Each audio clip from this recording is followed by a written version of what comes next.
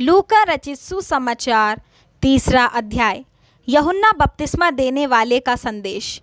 तिबिरियुस कैसर के राज्य के 15वें वर्ष में, जब पुन्तियुस पिलातुस यहूदा का हाकिम था और गलील में हेरोदेस इतूरिया और त्रखोनीतिस में उसका भाई फिलिप्पुस और अबिलेने में लिसानियास चौथाई के राजा थे, और जब हन्ना और कैफा महायाजक थे, उस समय परमेश्वर का वचन जंगल में जकरिया के पुत्र यूहन्ना के पास पहुंचा।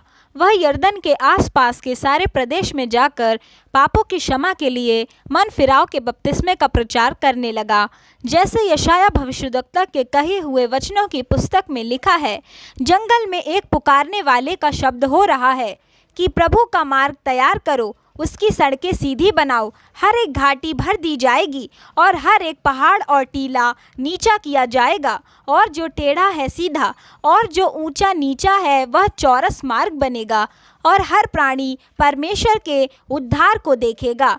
जो भीड़ की भीड़ उससे बपतिस्मा लेने को निकल कर आती थी, उनसे वह कहता था, हे सांप के बच्चों, तुम्हें किसने जता दिया कि आने वाले क्रोध से भागो? अतः मन फिराव के योग्य फल लाओ, और अपने मन में यह न सोचो कि हमारा पिता अब्राहम है, क्योंकि मैं तुमसे कहता हूँ कि परमेश्वर इन पत्थरों से अब्राहम के लिए संतान उत्पन्न कर सकता है। अब कुल्हाड़ा पेड़ों की जड़ पर धरा है, इसलिए जो जो पेड़ अच्छा फल नहीं लाता वह काटा और आग में झोंका जाता है। तब लोगों ने उससे पूछा, तो हम क्या करें? उसने उन्हें उत्तर दिया, जिसके पास 2 कुर्ते हों वह उसके साथ जिसके पास नहीं है बांट ले, और जिसके पास भोजन हो वह भी ऐसा ही करे।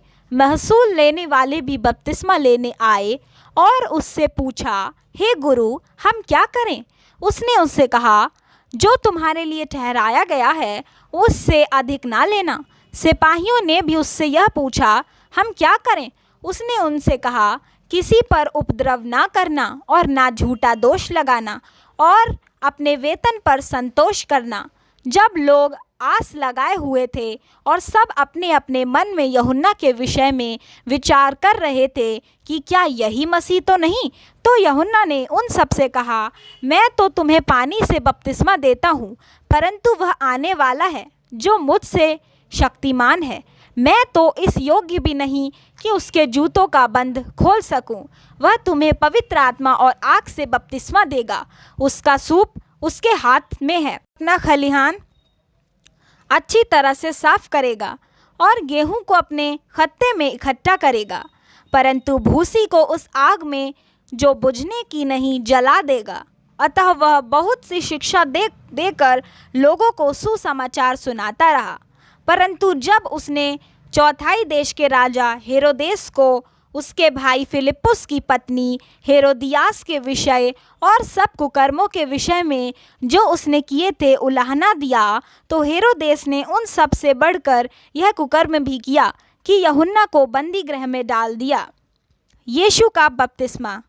जब सब लोगों ने बपतिस्मा लिया और यीशु भी बपतिस्मा लेकर प्रार्थना कर रहा था, तो आकाश खुल गया और पवित्र आत्मा शारीरिक रूप में कबूतर के समान उस पर उतरा, और यह आकाशवाणी हुई, तू मेरा प्रिय पुत्र है, मैं तुझसे प्रसन्न हूँ।